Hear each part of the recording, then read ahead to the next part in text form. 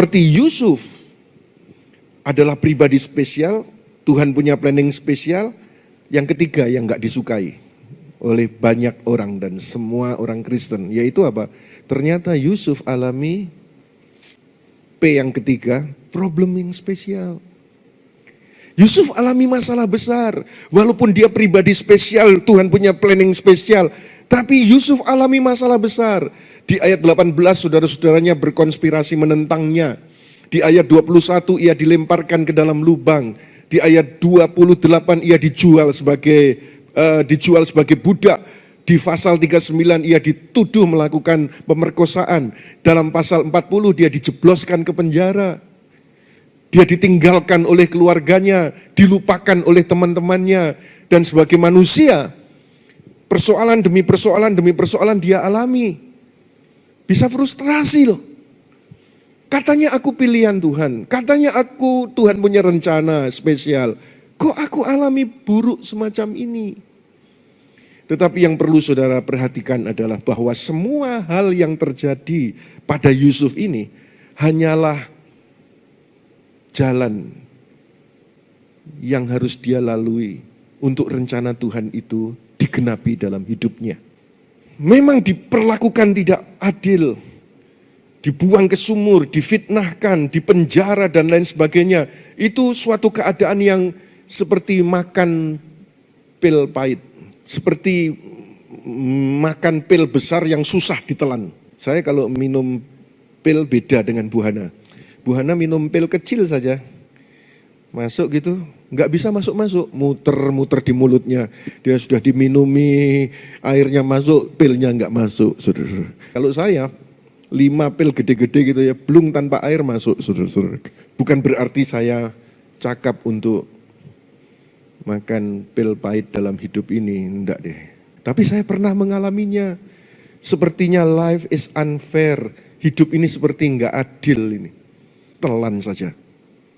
Masih ada Tuhan. Kalau saudara berbicara tentang hidup ini tidak adil, coba saudara perhatikan, Bapa bersedia untuk turun menjadi manusia Yesus, disalibkan di Golgota. Dia kudus, dia suci, dia tidak ada salah. Dia disalibkan di Golgota untuk menebus dosamu. Yesus di Golgota berteriak, Eloi lama sabachthani, Elohimku kenapa kau tinggalkan aku? Padahal tidak ada salahnya, hanya untuk menebus dosamu. Apakah ini adil? Sama sekali tidak adil.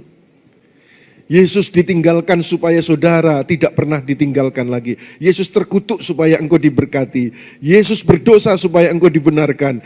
Yesus sakit supaya engkau disembuhkan. Yesus mati supaya engkau hidup kekal. Apakah ini adil? Sama sekali tidak. Tetapi dibalik semua yang nampaknya ketidakadilan itu, rencana Bapa yang mulia tergenapi, yaitu keselamatan umat manusia. Sekarang saudara, kalau saudara di dalam Kristus Yesus, pribadimu spesial, Tuhan punya rencana spesial atasmu, lalu engkau menghadapi keadaan yang nampaknya tidak adil, jalani saja. Nanti lihat saudara, di balik ketidakadilan itu, ternyata Tuhan membuatkan rencana yang spesial tergenapi dalam kehidupan saudara. Yusuf ketika itu setelah selesai mengalami problem spesial, dia dapatkan anugerah yang luar biasa besar. Sebelumnya orang bertanya, mengapa hal-hal buruk terjadi pada seorang pemuda yang bernama Yusuf, yang katanya spesial, yang Tuhan punya rencana atasnya? Jawabannya ditemukan di Kejadian 50 ayat 20. Meskipun kamu telah merencanakan kejahatan terhadapku, kata Yusuf, tetapi Elohim merencanakannya untuk mendatangkan kebaikan. Semuanya ini terjadi dengan maksud memelihara kehidupan suatu bangsa yang besar. Jadi yang buruk malah mendatangkan kebaikan, itu di Perjanjian Lama. Ini ilustrasi untuk salah satu janji terbesar di Perjanjian Baru yang tertulis di Roma pasal 8 ayat 28. Yaitu apa? Roma 8 ayat 28. Kita tahu bahwa segala sesuatu bekerja bersama-sama untuk kebaikan bagi mereka yang mengasihi Elohim, yaitu bagi mereka yang terpanggil sesuai dengan rencananya. Jadi kalau engkau alami yang buruk di Perjanjian Lama, Kejadian 50 ayat 20, di Perjanjian Baru, Roma 8 ayat 28, Tuhan turut bekerja mendatangkan kebaikan Dan dia sanggup melakukan itu. P yang keempat terakhir, ada penolong yang spesial. Berulang kali Bible memberitahu kita bahwa Yahweh pernah bersama Yusuf. Di Kejadian pasal 39 ayat 2 dikatakan Yahweh menyertai Yusuf. Ayat 3, Yusuf disertai Yahweh. Kejadian 39 ayat 21, Yahweh menyertai Yusuf. Ayat yang ke-23, Yahweh ada bersama Yusuf. Terus tertulis, disertai. Dengar saudara dari mimbar ini, engkau pun disertai oleh Roh Kudus. Katakan amin. Ayo kita tepuk tangan yang meriah bagi Kristus Yesus Tuhan. Kalau di perjanjian lama, di kejadian itu, mari kita lihat di perjanjian baru tentang Yusuf juga. Kisah pasal 7 ayat 9 dikatakan, Elohim menyertainya. Dalam segala hal yang dihadapi Yusuf, dia memiliki seorang penolong yang spesial. Nah, saudara-saudara, dari problem Yusuf ini ada pelajaran yang luar biasa. Dia sempat dijadikan budak, dia sempat dihinakan, direndahkan. Ada pelajaran, yaitu apa? Jika berharap untuk memimpin, kita harus terlebih dahulu belajar melayani. You will never be over until you first learn to be under. Kalau mau menjadi yang di atas, Yesus ajarkan supaya engkau tahu bagaimana ketika ada di bawah. Dan seterusnya, ada pelajaran-pelajaran yang dia temukan, yang kita bisa temukan melalui kehidupan Yusuf ini. Nah, saudara-saudara, perhatikan di sini bahwa ketika Yusuf dalam problem yang spesial itu, terus dia dengan Tuhan. Yusuf terus dengan Tuhan, dia tidak pernah berhenti percaya, dia tidak pernah ragu akan rencana dan karya Tuhan terjadi dalam hidupnya, dan dia tidak pernah membandingkan diri dengan lainnya, karena memang dia berbeda. Perhatikan ini saudara, ketika orang sedang dalam persoalan, seringkali orang itu membandingkan diri dengan yang lainnya. Kadang rumput tetangga itu sepertinya lebih hijau daripada sendiri. Kadang kita terjebak melihat orang lain. Kok dia lebih kaya dari aku ya? Rumahnya kok lebih bagus dari aku ya? Saudara-saudara, stop membandingkan diri dengan orang lain. Karena Tuhan sedang punya rencana khusus dalam hidup saudara. Nah, saudara, pada akhirnya Yusuf dibuat menjadi makmur. Perhatikan dia. Akhirnya Yusuf menjadi makmur. Sekarang terakhir. Ketika Yusuf makmur, dia itu tipe A atau tipe B. Makmurnya Yusuf itu karena anugerah Tuhan dan dia memang layak dibuat makmur. Tuhan, engkau membuat aku makmur ini memang karena anugerahmu. Dan aku layak mendapatkannya. Karena aku setia, karena aku tekun, karena aku ini, karena aku ini, karena aku ini, karena aku ini. Atau yang B, Tuhan, aku makmur ini karena anugerahmu. Yang sebetulnya aku gak layak terima. Siapa aku Tuhan? Budak loh. Aku sudah mau mati loh. Aku ini yang gak ada yang mendukung loh. Tapi kok aku bisa semacam ini? Ini anugerah yang daripadamu, yang sebetulnya gak layak aku terima. Kemakmuran Yusuf A atau B? Jawabannya adalah B. Kalau gereja-gereja lain mengajarkan A, oh iya kita dapat anugerah Yesus Kristus. Tetapi memang ini layak aku terima. Karena kita ini orang pandai, karena kita ini orang cekatan, karena kita ini orang yang cantik, yang tampan, yang kerja keras dan lain sebagainya. Maka anugerah ini memang layak aku terima. Saya tidak mengajarkan ini. Yang saya ajarkan adalah engkau terima anugerah yang sebetulnya enggak layak kau terima.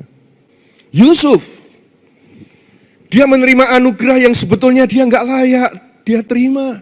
Buktinya mana saudara? Kalau dia menerima anugerah yang dia sendiri merasa enggak layak diterima. Kalau orang merasa layak menerima, maka dia akan susah bersyukur, maka dia akan arogan, maka dia akan kikir.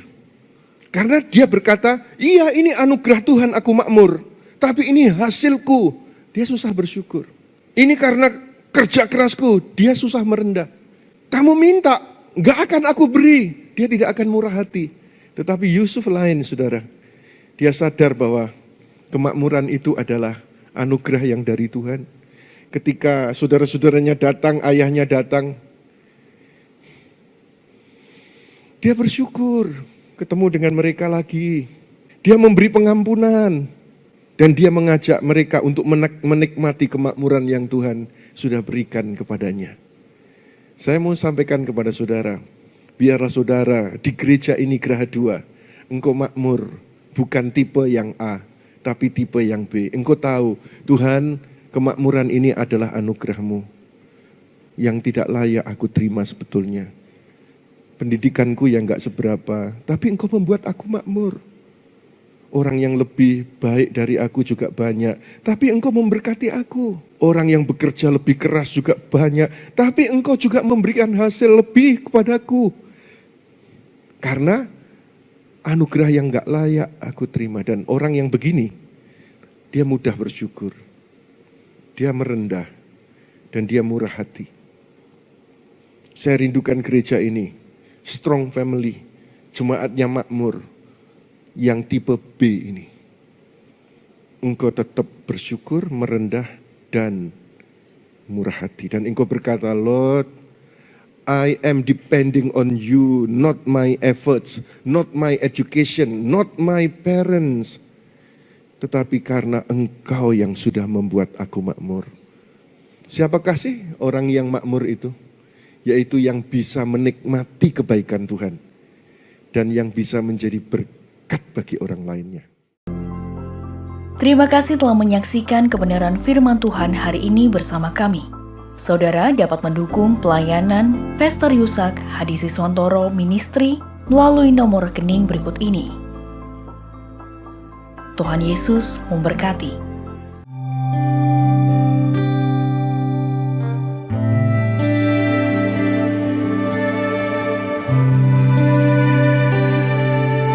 Terima anugerah-Mu,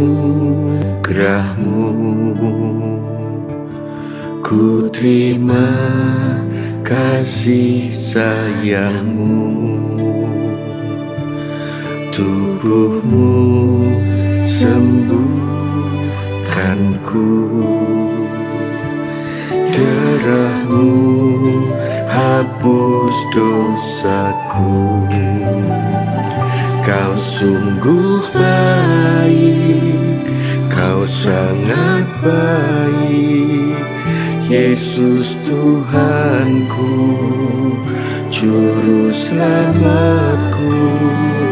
Kau sungguh baik, sangat baik, ku sembah Kau selamanya. Kau sungguh baik, Kau sangat baik, Yesus Tuhanku, Juru Selamatku.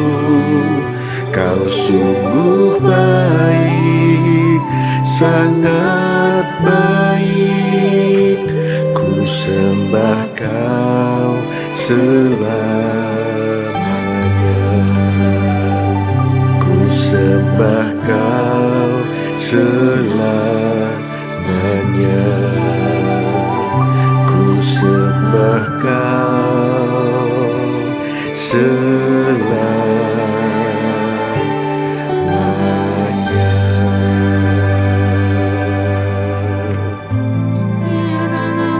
Tuhan, sungguh Engkau baik bagi kami. Tak habis-habisnya rahmat-Mu, sepanjang hari kami menikmatinya. Bersyukur padamu Tuhan. Kalau kami ada hingga hari ini, sungguh itu karena anugerah-Mu semata-mata ya Tuhan. Terima kasih Tuhan Yesus, menyembah-Mu Tuhan, memuliakan-Mu. Haleluya, haleluya, haleluya. Kirata kaya rala Terima kasih Tuhan. Terima kasih Tuhan. Terima kasih Tuhan.